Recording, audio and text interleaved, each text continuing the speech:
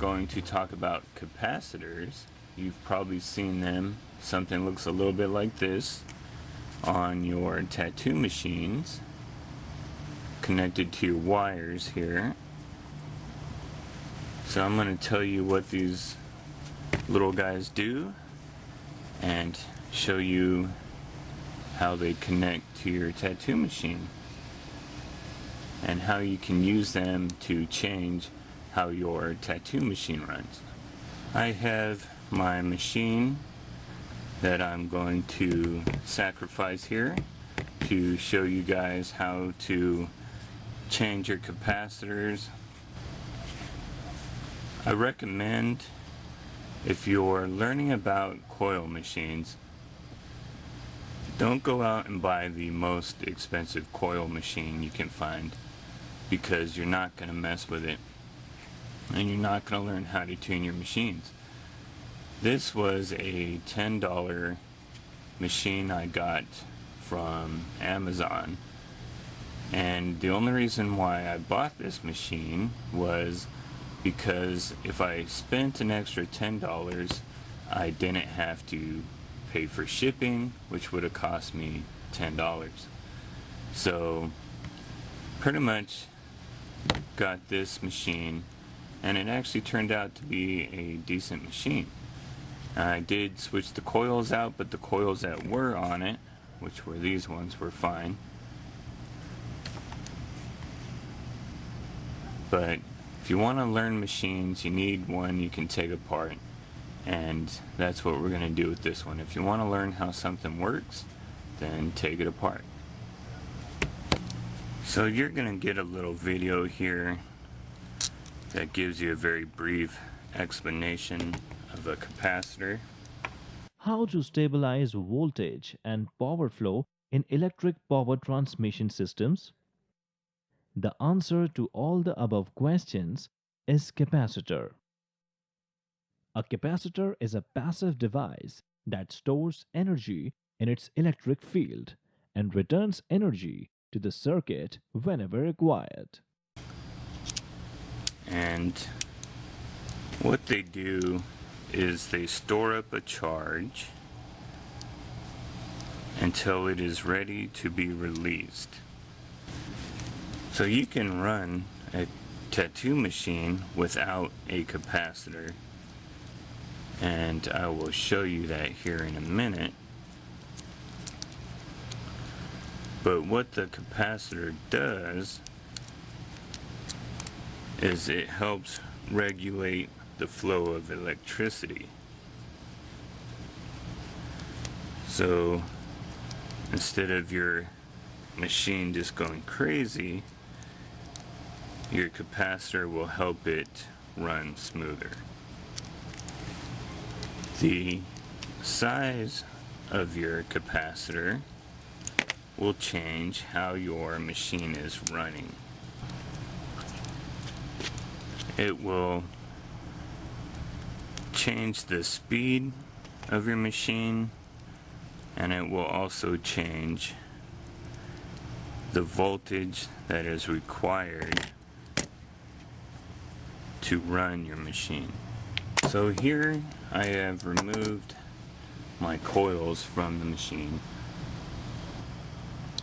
and here is the capacitor. And if I look at this capacitor,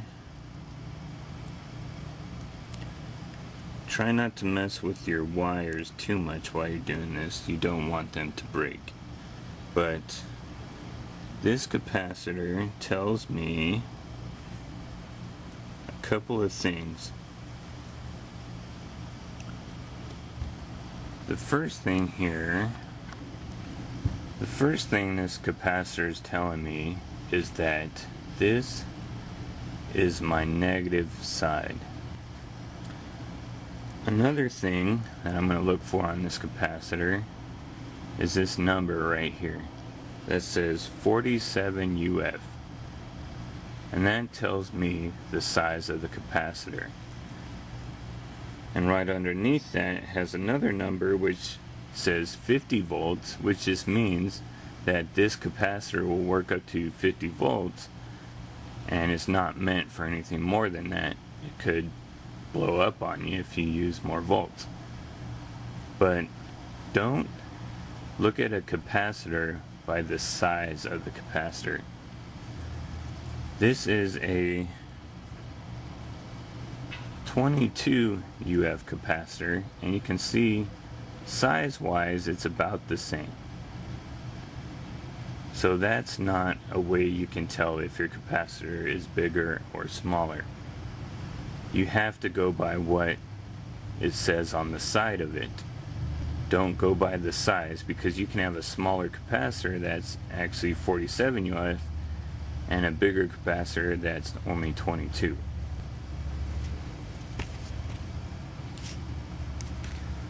Now, this one also says 50 volts, and this one says 63 volts, which most of your power sources don't go over 20 volts. So you don't really have to worry about that,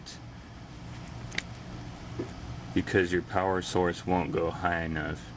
It won't reach 50 volts.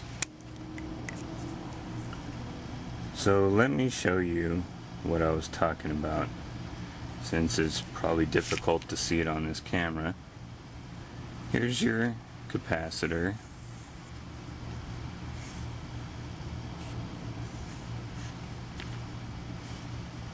And that's one style. You can have another style that has two ends, or you can have this one where they both come out of the bottom. So the first thing I showed you was the arrow side, or some kind of marker.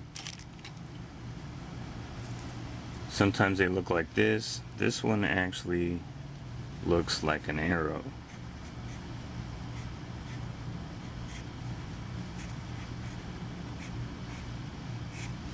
And inside these arrows, it tells you positive or negative.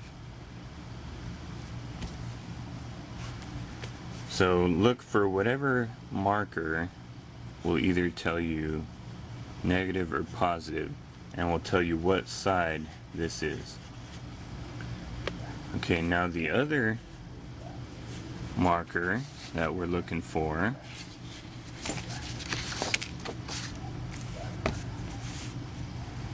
are the numbers. You have 47 UF,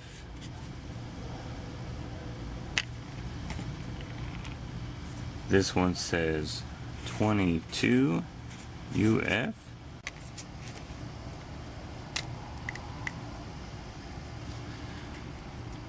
so you have these numbers which will tell you the size of your capacitor, and you have the indicator that tells you which one is positive or negative, and then you'll also have the voltage. These ones say 50 volts. So those will all tell you information about your capacitor. So we are not done taking this apart. So I am now going to remove the capacitor from my set of coils here. So first thing I'm going to do is remove my shrink wrap from here, and then get my soldering iron and disconnect this from my coils. You can see it's connected by a little bit of solder here, so I'm just going to reheat that until this wire comes off.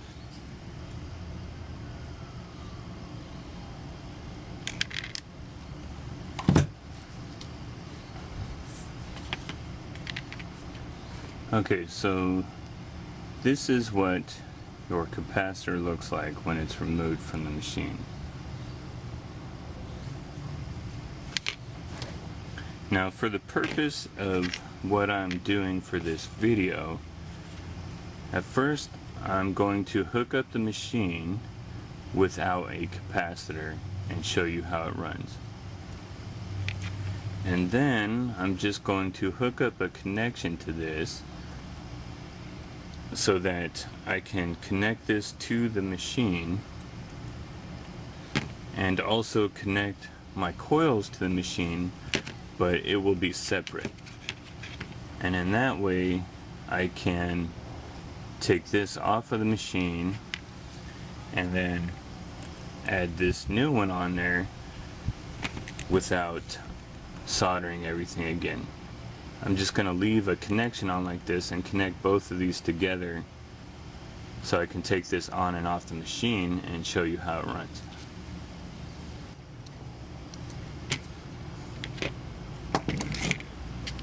I'm going to give you guys a little advice if you're doing this. This wire is really weak when you solder it to this, so make sure that you cut a piece of shrink tube and put it over that before you solder this. Just has to be enough to go over your wire and the end of this connector here, and what that will do is give it a little more stability. So we're just going to slip that on and then solder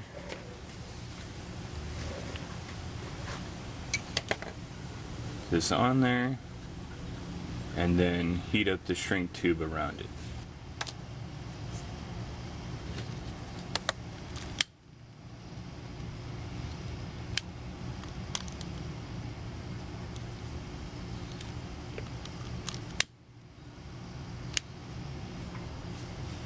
Okay, so you can see we have no capacitor on this. This is just a set of coils. And I'm going to hook it back up to the tattoo machine. So I'm going to try to set this up the same way every time. And then I'm going to run this machine with no capacitor. And then I'm going to run it with a 22 UF capacitor,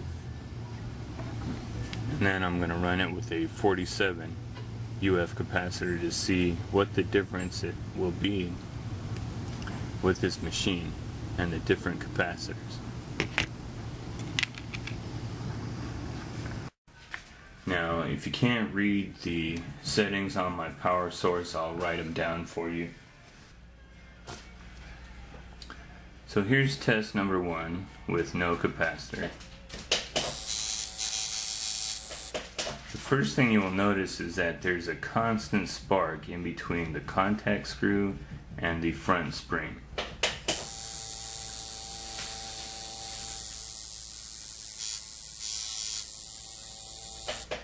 If I just ran this like this all the time, it would just burn a hole right in my front spring.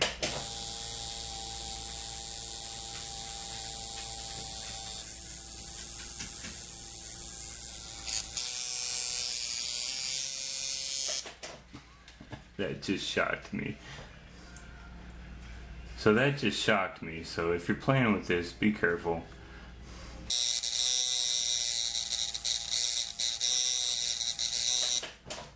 So I had 50 duty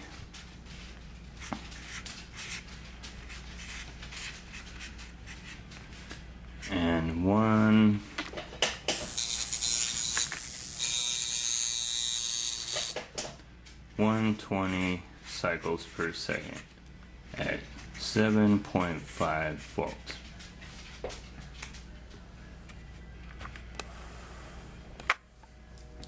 So one of the bad things is the arcing between my contact screw and the front spring. Another bad thing is I was getting shocked whenever I went to adjust my machine. And so here are numbers without a capacitor. 50 duty, 120 cycles per second at 7.5 volts. Now what I have done is I've hooked up this 22 UF capacitor to the machine. This is not how I would leave it, but this is just for the experiment. You can see that if you take a capacitor and hook up some connectors on it, and you just want to see how the different capacitors will run your machine, you can do them like this. And you can just put both of the connectors on there just for the test. And then if you like the way it runs, you can just take one off and solder your capacitor to the other connector. So if I were going to do this properly, I would just solder this to this connector and then run my capacitor into this area right here and put all these wires out of the way. But for what I'm doing, just showing you how capacitors work, all I've done is hooked up this 22 UF capacitor in this manner to show you how it works. And so far, it's working a lot better than not having a capacitor.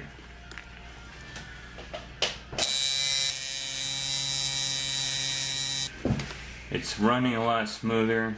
You see there's not an arc, not as much of an arc here.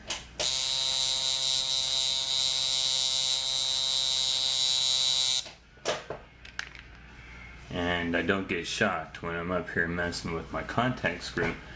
Here are my numbers for my 22 UF capacitor.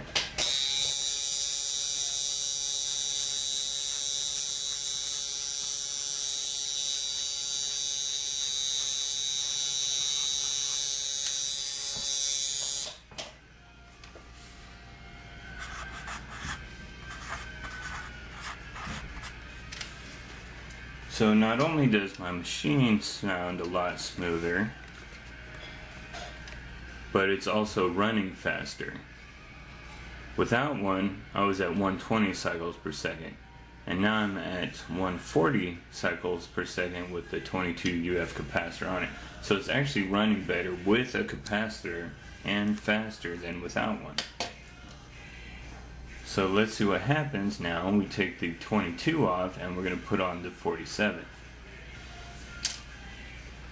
And now I have a 47 UF capacitor on there, and let's see what our numbers are.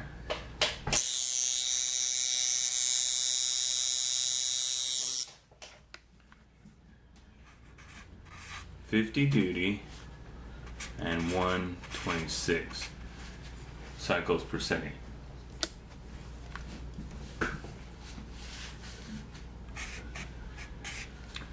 So with the 47 UF capacitor, our cycles per second has dropped. So we can see that what they say about capacitors is true, that a smaller capacitor will make your machine run faster than a larger capacitor. A smaller capacitor will fill up quicker and it will have to release the electricity quicker than a larger UF capacitor. I checked these at the same voltage. Let's see how much voltage it takes to turn on the machine compared to this capacitor. So we're going to start at 0 and I'm going to slowly turn up the voltage until the machine kicks on. And we're going to see what number we have. 3.5 volts, 4 volts,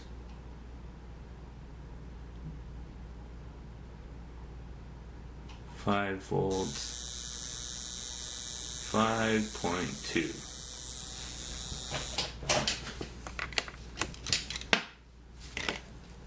So our 47 UF capacitor took 5.2 volts to kick on.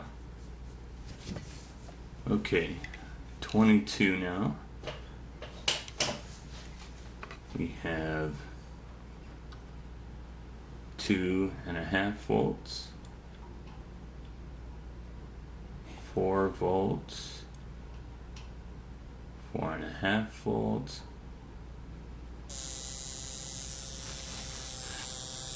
5 volts.